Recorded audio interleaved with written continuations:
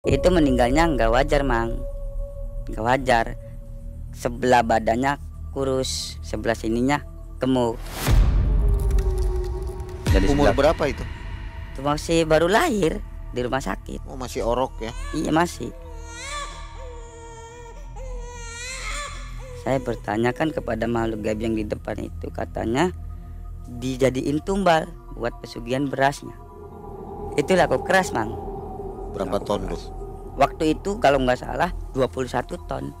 Emang stok selalu ada ya? Ada setiap hari. Sekarang kirim, besok habis minta lagi. Selalu habis. Mesin tuh macet. Teman saya masuk tangannya ke dalam mesin. Nggak taunya mesin nyala sendiri. Tangannya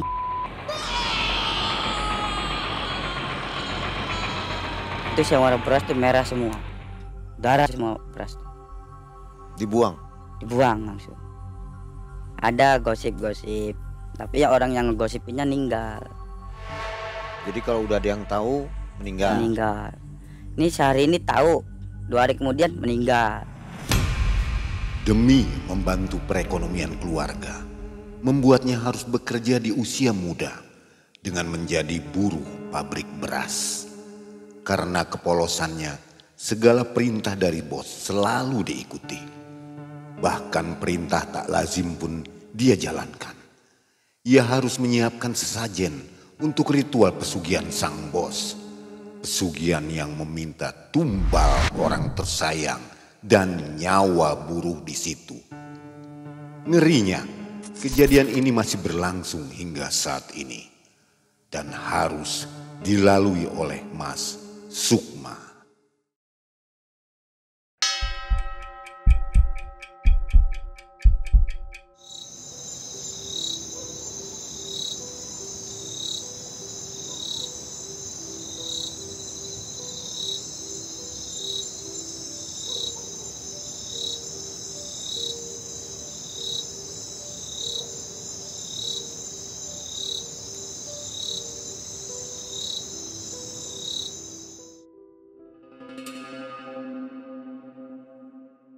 Assalamualaikum warahmatullahi wabarakatuh. Waalaikumsalam. Selamat malam sobat Malam Mencekam.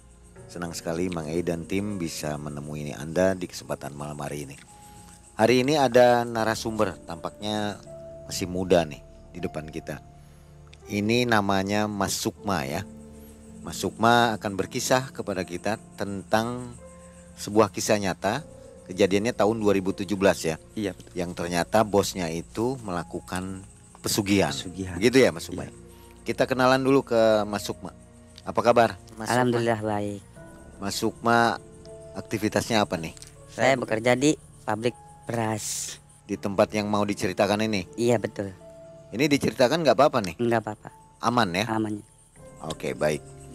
Mas Sukma, kita ini kan berada di pinggir hutan nih. Iya. Katanya Mas Sukma juga seorang indigo ya, sensitif terhadap hal-hal goib ya. Iya. Kira-kira di sini apa yang dirasakan? Ya, yang dirasakan di sebelah kiri saya itu ada 2 sosok. Sebelah mana? Semacamnya Sebelah kiri saya, sebelah sini. Semacam kuntilanak sama pocong. Oh gitu ya. Iya. Itu kalau itu saya juga merasakan. Malah saya melihat tuh. Di situ ada pocong dan kunti. Itu di depan. Mungkin penonton nggak bisa lihat ya, hanya Iya. kita aja yang bisa lihat. Itu ada kecil-kecil di belakang kita ya. Nah, ini serius sedikit nih. Coba lihat ke belakang. Itu ada boneka kan? Iya ada. Kira-kira ada yang masuk ke situ nggak? Ya yang itu yang kunti itu Heeh. agak berubah warnanya. Kelihatan sama saya itu agak merah sedikit ke bawah. Kayak semacam ada yang mau masuk ke situ. Tapi belum masuk. Belum. Ini ada di sebelah sini masih berdiri. Dia senang dengan boneka ini. Ya dia menyukai boneka itu. Waduh, bahaya ini ya. Jadi nanti ikut terus nih bonekanya. Tapi bisa kemungkinan selesai ini nggak bisa ikut pulang. Dia cuma hanya mau menampakkan diri. Menunjukkan ya. Baik, Sobat MM, saatnya kita mendengarkan kisah dari Mas Sukma. Mudah-mudahan kisah ini menjadi pelajaran untuk kita semua. Ambil hikmahnya dan buang yang negatifnya ya. Iya. Malam mencekam, semakin malam semakin mencekam. Inilah Mas Sukma.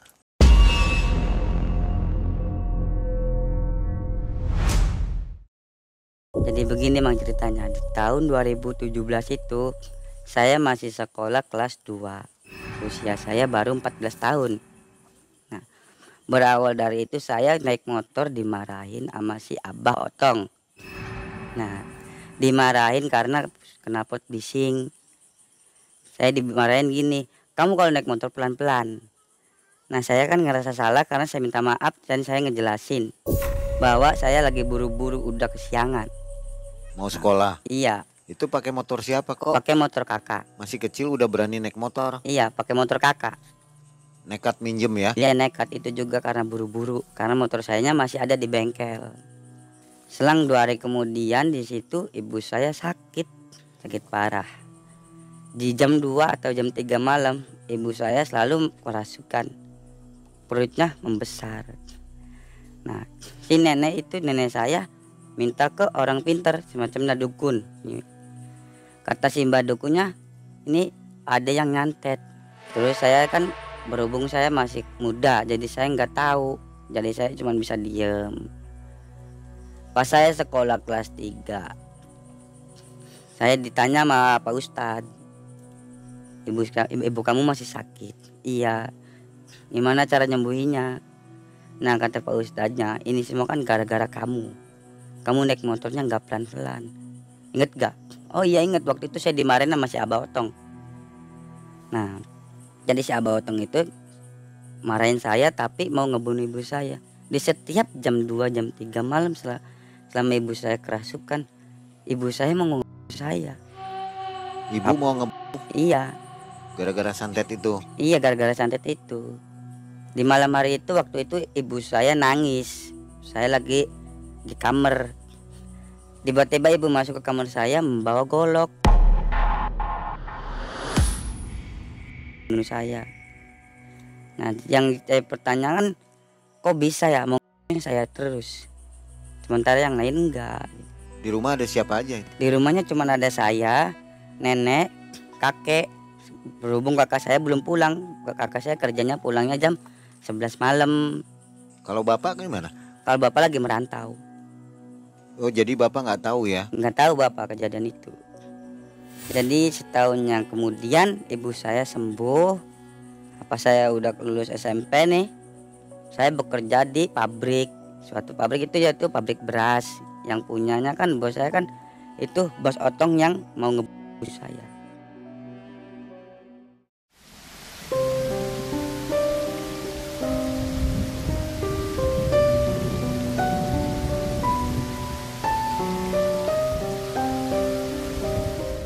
Kenapa kok bisa diterima kerja di bos Otong? Jadi saya kerja di situ diterima sama si bos Otong karena dulu saya punya masalah sama dia suka sama saya. Waktu saya kecil saya pernah dipinta sama si bos Otong tersebut. Diminta maksudnya gimana? Jadi waktu saya bayi itu pernah si bos Otong itu meminta saya untuk menjadi anak angkatnya. Oh, ya dia diangkat anak. Iya. Nah, saya kerja di situ dimasukin juga sama si bos Otong, diterima ya. Padahal bos Otong ini kan marah ke ibunya. Iya. Mas Sukma kan? Jadi si bos Otong itu masih marah ke ibu saya diterima dikerja di situ. Tetangga juga ngomong, itu kan bos kamu yang mau dulu ngeburu kamu, kok kamu mau kerja di sana? Mau gimana lagi, kebutuhan ibu saya kan, saya sebagai anak kan harus bantu. Nah, saya kerja di situ baru 2 hari. Nah, pas udah baru 2 hari, bos Otong bilang ke saya bahwa ini pabrik mau dilanjutin sama si bos Ogi, anaknya bos Otong. Bos Otongnya. Jadi saya kan kerja di situ, sekarang pindah bos, ganti bos, anaknya nih yang pegang. Nah, saya bertanya, teman-teman juga pada bertanya, kamu kerja di sini baru 2 hari kok gajinya gede? Berapa itu gajinya? Gaji saya waktu itu 180. Satu hari. Satu hari. Sedangkan yang lain? Sedangkan yang lain 120. Iya. Nah, saya jawab, nggak tahu, soalnya kan saya kan baru kerja juga kan, dimasukin sama si Abah Otong. Nah, terus sama si bos Oginya kan saya digaji segitu. Saya masuk kalau mau ngomong nggak enak. Ya udah saya diem, gaji saya gitu. Pas di hari ketiga saya disuruh ikut sama si bos Ogi kirim beras ke suatu tempat.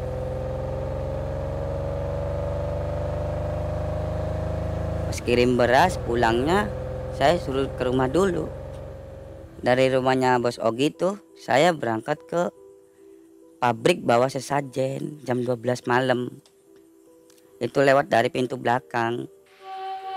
Ditaruhnya di tempat yang di pojok itu yang dibilangnya ada penunggu di situ. Apa sesajennya, isinya apa? Sesajennya kayak kembang 7 rupa, kemenyan sama beras sedikit sih. Waktu itu saya bawa itu, saya masih ingat bawanya ke belakang pintu belakangnya dari sawah. Nah jam 12 malam kan gak ada yang tahu. Selang beberapa bulan kemudian ada yang meninggal. Itu adiknya si Abah Otong meninggal. Pas meninggal besok hari kemudiannya si bos Ogi berasnya laku keras. Langsung laku ya keras. kontan laku. Iya laku.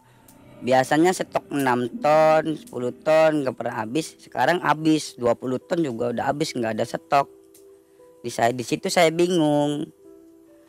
Nah waktu itu saya pulang jam setengah 6 maghrib malam Jumat. Saya mau pulang, saya diikutin sosok kayak semacam nenek-nenek gitu. Itu yang pertama saya diikutin, semacam nenek-nenek. Seperti apa wujudnya? Wujudnya sih rambutnya sih panjang. Terus saya bilang, kok kamu bisa ngikutin saya? Saya salah apa? Nah, nih saya penunggu di sini. Si nenek tadi penunggu dari depan. Jadi setiap mintanya gini, setiap malam Jumat Kliwon minta dibawain sesajen sama saya. Karena berhubung saya masih muda mungkin. Selang habis dari itu saya diikutin terus sama si kakek-kakek. Sosoknya tuh warna bajunya hitam, rambutnya putih, sama jenggotnya segini. Nah dia bilang gini, saya penunggu dari belakang. Kamu yang waktu itu masuk dari pintu belakang? Iya saya, yang bawa sesajen. Nah terus dia minta sesajen pas di malam Jumat itu agak beda itu permintaannya.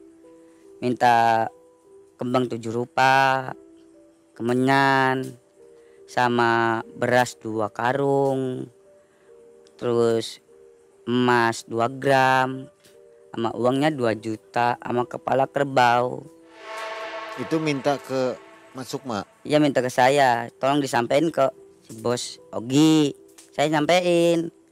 Nah terus saya ngelakuin nganterin gitu setiap malam Jumat Kliwon. Di situ belum curiga Mas Sukma ya? Belum, karena saya masih belum kepikiran ke situ. Nggak ngerti lah. Nggak ngerti lah, macamnya gitu. Pas waktu itu ada pertanyaan soal persingkatan tanah. Si bos Ogi nanya, itu rumah nenek kamu mau dijual apa enggak? Emangnya kenapa bos? Kalau mau dijual mau dibeli buat lapang jemur ini. Jemur padi. Jemur padi. Nah, sore kemudian saya bilang ke kakek sama nenek saya, ini rumah tanah mau dijual enggak? Kalau mau dijual bos Ogi mau beli. Nah pertemukanlah saya, bos Ogi, kakek sama saya bertiga. Ngobrol berbincang. Kata si kakek bilangnya gini, saya nggak mau dijual sebab buat anak-anak saya nanti. Si bos Oginya, bos saya nih bos Ogi, nggak enak sama saya sama keluarga sayanya. Jadi nggak jadi dibeli. Tapi si Abah Otongnya maksa minta dibeli. Selang itu seminggu kemudian kakek saya meninggal. Nggak wajar meninggal? Nggak wajar meninggalnya. Gimana? Itu sakit, nggak bisa kencing, nggak bisa makan. Pas dibawa ke rumah sakit nggak ada gejala, tapi kok ada penyakitnya. Tapi di komputernya nggak ada. ini penyakit apa? Carilah orang pintar. Ini tuh kena santet. Di sini sama di sini. Nah, meninggallah kakek saya. Baru itu rumah dijual, tapi bukan ke bos Ogi, ke orang lain. Sengaja dijual ke orang lain.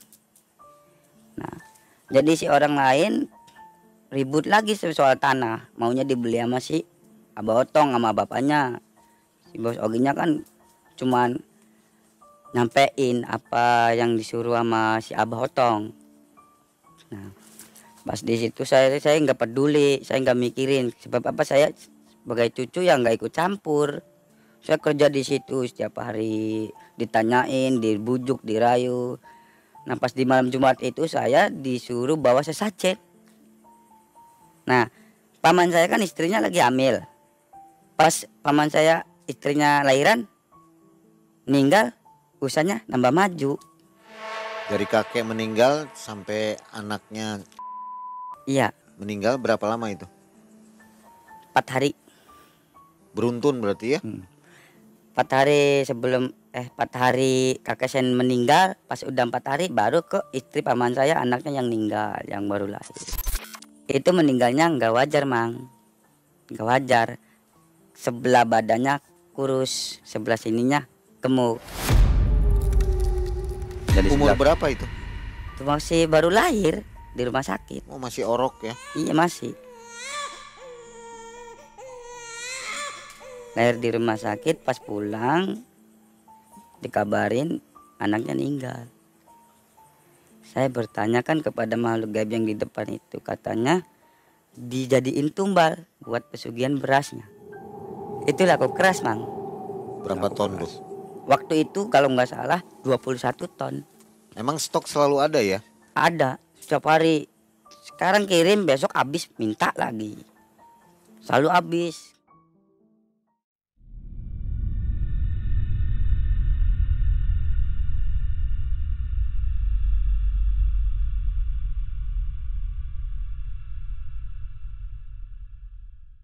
Saya pernah tuh di waktu di tas saya disuruh bawa uang.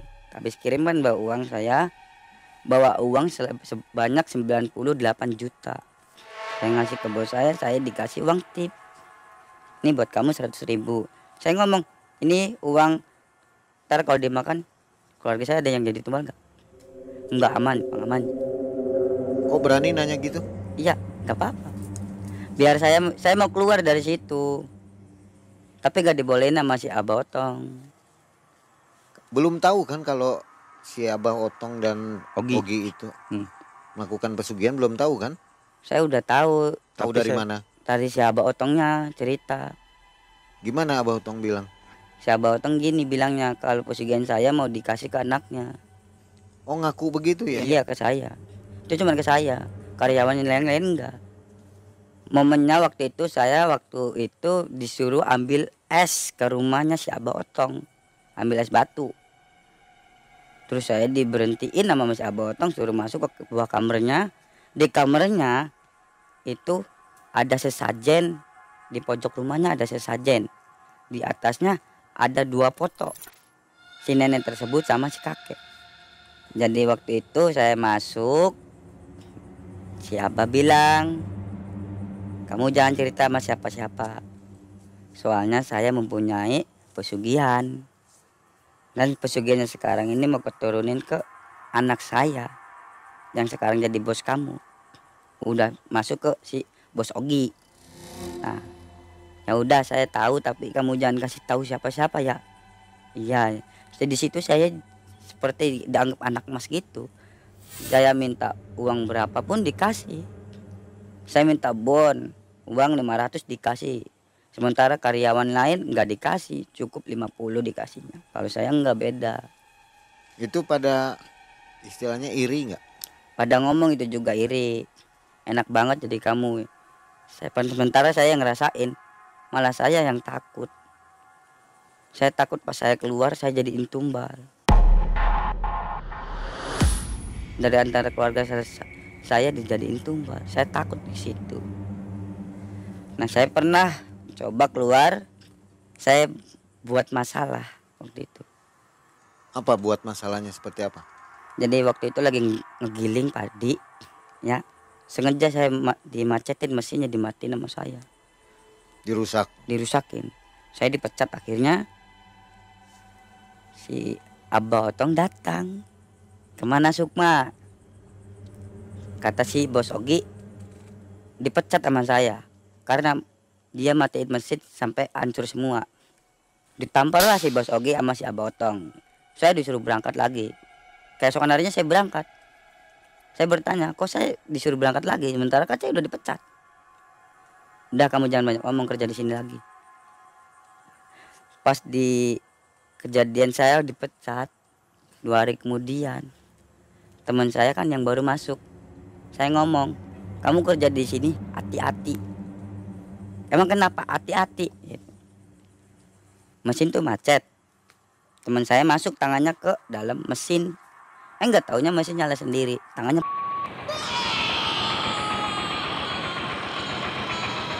itu yang warna beras tuh merah semua. Darah semua beras. Dibuang. Dibuang langsung. Ada gosip-gosip. Tapi ya orang yang ngegosipinnya meninggal. Jadi kalau udah ada yang tahu meninggal. Meninggal. Ini sehari ini tahu. 2 hari kemudian meninggal. Dia gini bilang gini. Itu jadi pabrik itu anak karyawan baru meninggal, tangan patah, tangannya dibawa ke rumah sakit kan, lama sembuhnya, nggak sadar-sadar. Saya ngedenger tapi saya nggak ngasih tahu ke bos Ogi saya. Pas bos Ogi saya udah tahu, si orang tersebut mulailah mempunyai gejala penyakit. Setiap malam dia batuk, keluarnya darah. Darah. Malam itu ada dukun datang ke rumahnya. Saya tahu. Itu jam 10 malam. Datanglah si dukun ke rumah si yang suka gosip itu. Menyembuhin penyakitnya. Katanya diguna-guna masih bos saya, Bos Ogi. Nah, nggak tahu pas siangnya naik motor mobil di jalan. Itu kalau Matinya. minta tumbal berapa bulan sekali? Dulu 3 bulan 1 kali. Kalau sekarang mah 2 tahun sekali. Berarti habis orangnya? Habis itu adiknya Abah Otong habis. Keluarganya habis semua. Sisa 1 adiknya sih yang masih kecil. Itu istrinya tuh. Kan itu adiknya.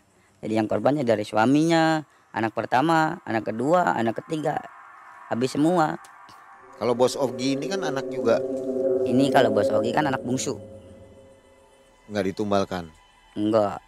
Tapi Bos Ogi anaknya meninggal 1. Itu baru meninggal bulan kemarin. Kena juga ya? Kena, anaknya kena. Itu meninggalnya nggak wajar.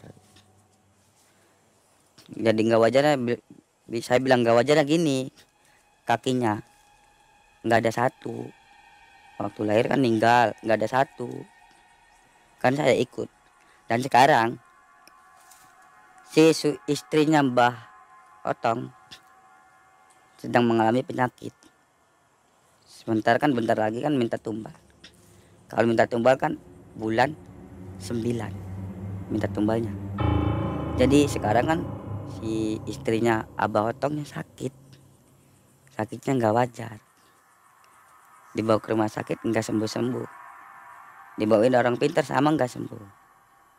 Jadi kejadian ini sampai dengan hari ini masih terjadi ya? Masih, tapi sekarang agak berbeda, nggak pakai tumbal. Pakainya dari sesajennya. Jadi kalau tumbal sudah ganti sekarang? Udah ganti sekarang. Nggak tumbal manusia lagi? Enggak. Sekarang tumbalnya mintanya sesajen gitu. Apa sesajennya? Sama bunga kembang 7 rupa, sama kemenyan, beras 2 karung, emas 2 gram, kepala kerbau.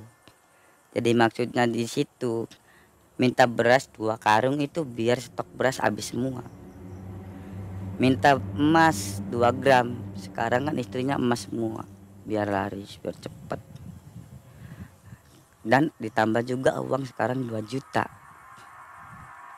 Uang tersebut itu maksudnya biar si stok beras itu selalu mengalir uangnya setiap hari. Itu sesajennya yang nganternya masih masuk mak. Masih mas, Jadi saya tahu sendiri. ya? Saya tahu sendiri maksudnya, detailnya ini tuh buat apa. Jadi sebelum saya bawa tuh saya diceritain dulu Sama bos. sama bos saya, bos Ogi. Ogi. Nah, tapi kok saya heran, setiap saya kerja saya nggak boleh bawa HP. Ada apa? Saya bertanya nih, beranikan diri bertanya ke bos saya. Bos, kok orang lain bawa HP, karyawan lain yang bawa HP, saya nggak boleh. Kamu jangan bawa HP. Nggak boleh bawa HP saya. Saya di situ masih heran. Beranikan diri bertanya, terus jawabannya si bos begitu, saya nggak boleh bawa HP, kerjanya nggak boleh dibawain HP, apalagi masuk ke dalam bawa HP, jangan. Ya sudah, saya nurutin. Ada yang ngomong, ya udah keluar aja dari situ. Saya udah keluar tapi saya dimasukin lagi.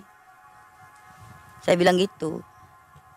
Jadi mungkin pesugihannya ini pesugihan apa ya, kalau saya bisa tebak karena sayang ke Mas Sukma. Kalau bos Ogi bilangnya sih pesugihannya kayak genderuwo gitu. Pernah lihat? Saya pernah lihat. Pernah datang ke rumah saya. Kalau mau minta sesajen itu hadir di kamar saya. Kalau mau keluar itu bau lah singkong bakar gitu. Oh, singkong bakar, saya udah tahu. Oh, ada singkong bakar, saya udah tahu. Matiin lampu, hadir.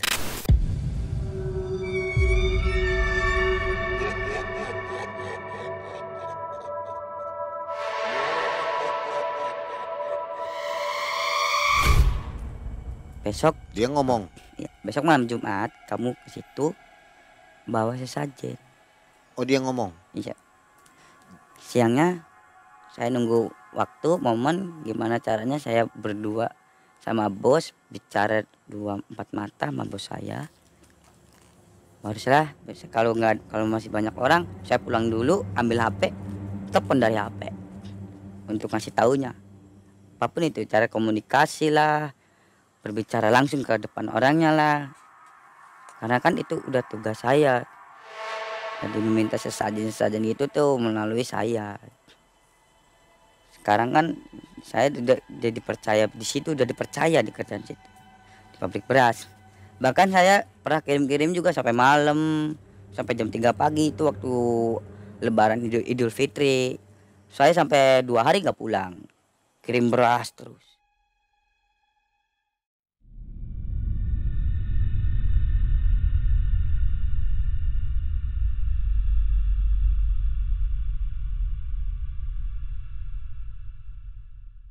Dan waktu itu tetangga saya meninggal, emang meninggalnya nggak wajar.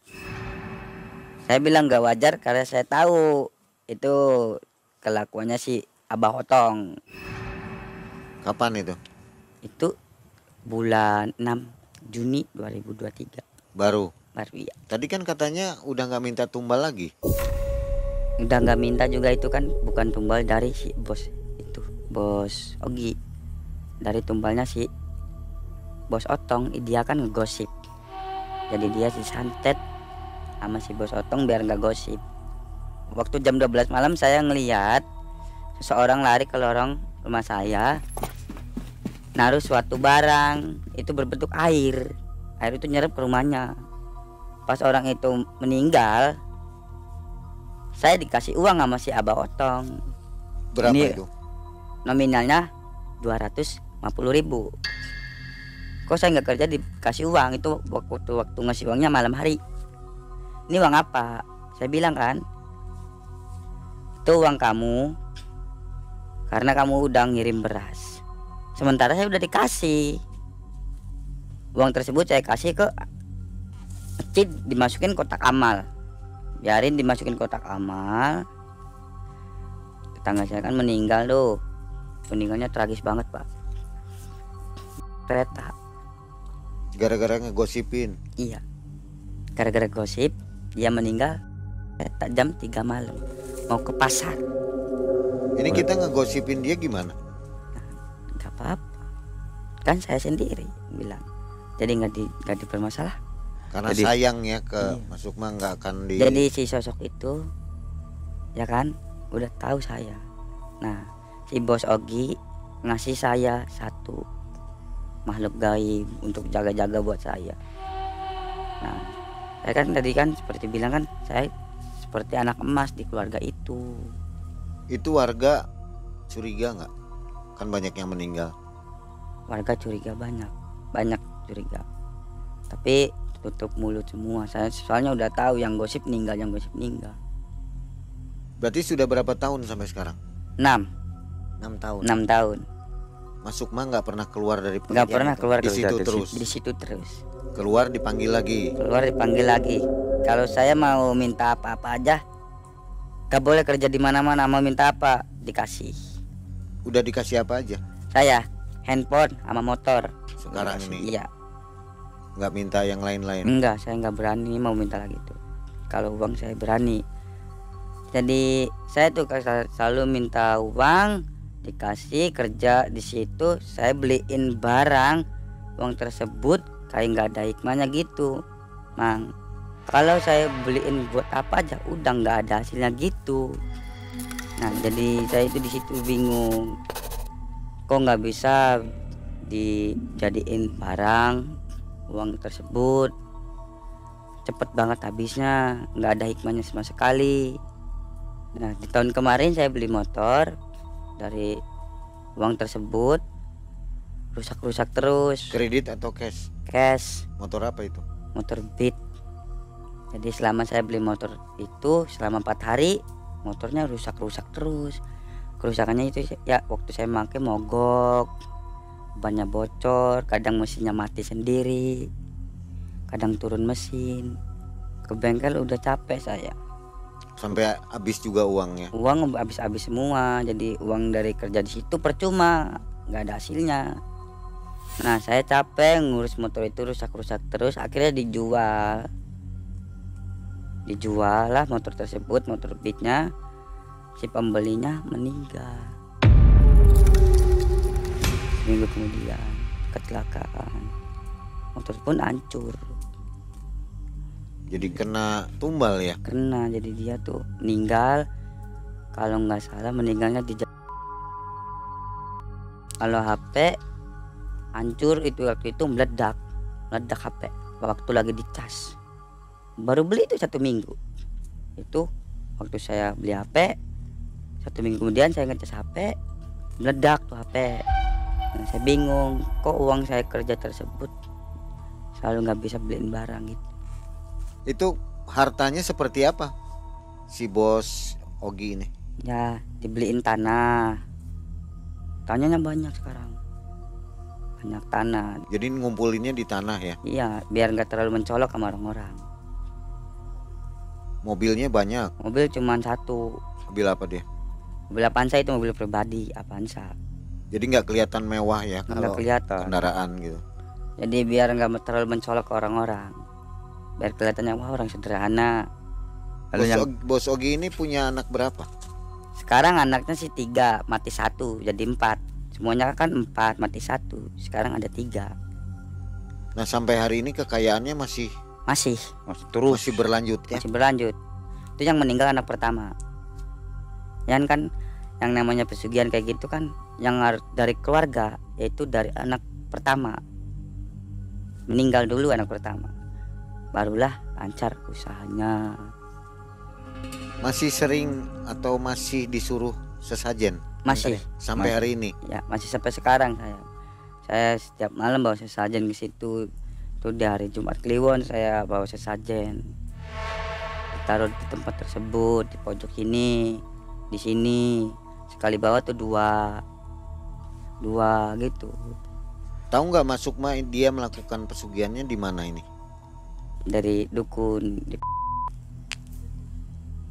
Ya. Iya, Masih banyak orang ke sana juga masih banyak. minta pesugihan. Iya, Artinya bos Ogi ini yang melakukan pesugihan yang sukses ya? iya. Berhasil maksudnya. Berhasil semua, soalnya yang ke situ pasti berhasil. Abah Otong sebelumnya juga sudah kaya ya? Ya udah Botong. sudah kaya. Di situ juga Ya, pesugihannya. kalau Abah Otong hasil uangnya dibeliin sawah. Sawahnya sampai 13 hektar. Ini maaf saya mau tanya ya, Iya, Bos Ogi ibadahnya seperti apa? ibadahnya masih lancar. 5 waktu masih dilakuin. Lancar ya? Lancar. Ibadah seperti biasa. Iya. Bahkan si Abah Otong juga lancar ibadahnya. Naik haji, si Abah Otong naik haji, sholat 5 waktu, rajin. Tapi ngelakuin kayak gitu pesugihan. Ya itu, kok aneh ya? Kok aneh. Orang-orang juga pada bertanya, Ibadah rajin tapi ibadah sugih. rajin tapi ngelakuin pesugihan. Nah, sobat Malam Mencekam, kisah ini adalah kisah pesugihan yang berhasil. Kebanyakan pesugihan yang ada di Malam Mencekam atau di channel-channel lain, pesugihan yang selalu gagal. Ini unik, pesugihan yang berhasil sampai dengan hari ini. Untuk menguatkan itu, kita coba tanya ke narasumber yang lain ya. Kita undang Abah Agus. Bah, masuk dulu Bah. Oh iya, terima kasih Mang Ai. Apa kabar Bah? Alhamdulillah Mang Ai baik. Nah Bah, kisah ini tadi Abah dengar kan Bah?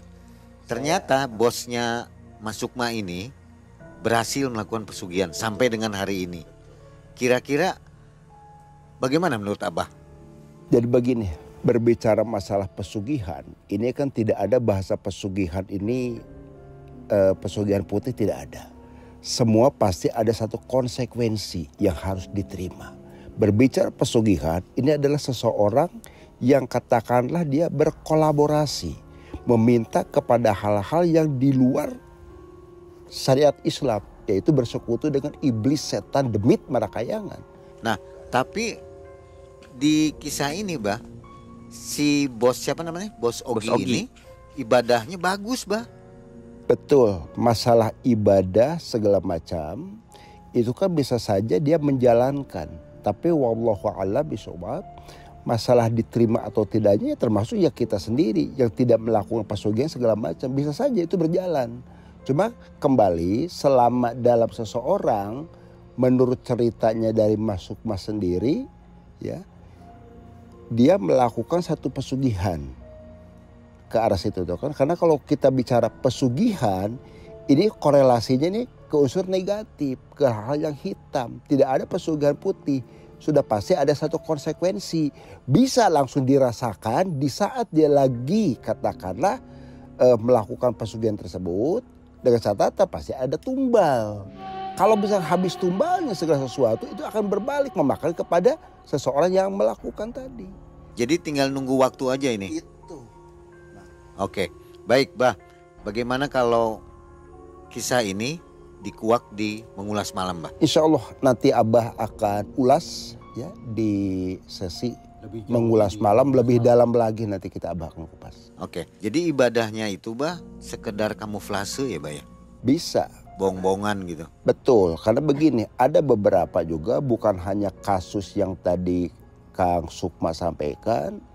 Ada beberapa yang memang seperti itu. Contoh misalkan ada seseorang yang pernah dia jualan sate, yang konon katanya dia itu melakukan dengan ngambil satu tali pocong itu ke arah situ. Mungkin untuk orang awam segala macam aroma dari asap itu kan bikin gairah segala macam.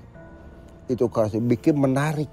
Tapi setelah dilihat oleh seseorang yang memiliki dalam tanda kutip indra keenam tadi, mungkin dengan adanya indigo segala macam, itu ternyata bau busuk, bau bacin. Itu ke arah situ ada. Bahkan pernah dia sendiri ikut ngaji segala macam, hanya ternyata kamuflase saja. Oke, baik Bah. Nah nanti diulas di Mengulas Malam Bah ya. Sobat MM, kalau ingin tahu lebih jauh kisah ini, silakan nonton di Mengulas Malam. Itu hostnya Abah Agus ya. Iya. Nanti Mas Sukma dan Abah Agus akan menelisik lebih jauh dan membuka kisah-kisah ini lebih dalam ya. Iya. Menggali. Terima kasih Abah Agus. Nah Sobat MM, itulah kisah dari Mas Sukma. Jadi ternyata Mas Sukma ini masih bekerja di tempat itu sampai dengan hari ini. Masih ya. Dan Mas Sukma belum bisa keluar ya. Belum bisa. Alasannya? Rasanya karena saya gak dibolehin keluar sama si bos Ogi tersebut. Jadi kalau kabur dicari Kalau saya kabur pasti si Abah Otong nyariin. kemanapun kabur. Kemanapun saya kerja pasti saya disuruh kerja balik sama si bos Ogi. Nah si Abah Otongnya saya nggak boleh pindah kerja dari Kalau tempat misalnya itu. kabur ke pulau lain, ke pulau Kalimantan misalnya. Saya pernah kabur waktu itu kerja di Jakarta.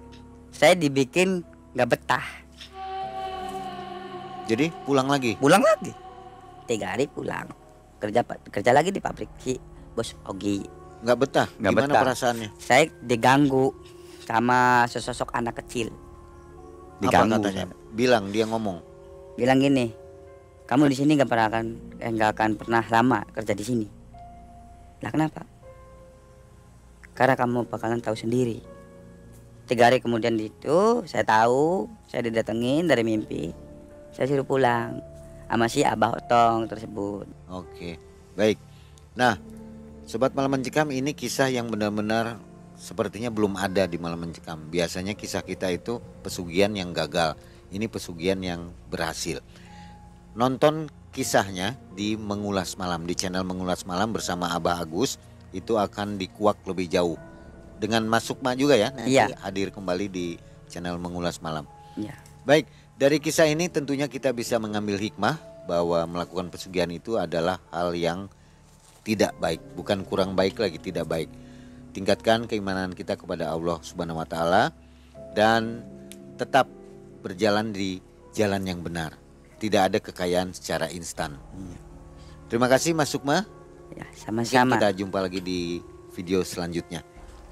Akhir kata Mang Ayu undur diri. Assalamualaikum warahmatullahi wabarakatuh. Waalaikumsalam warahmatullahi wabarakatuh.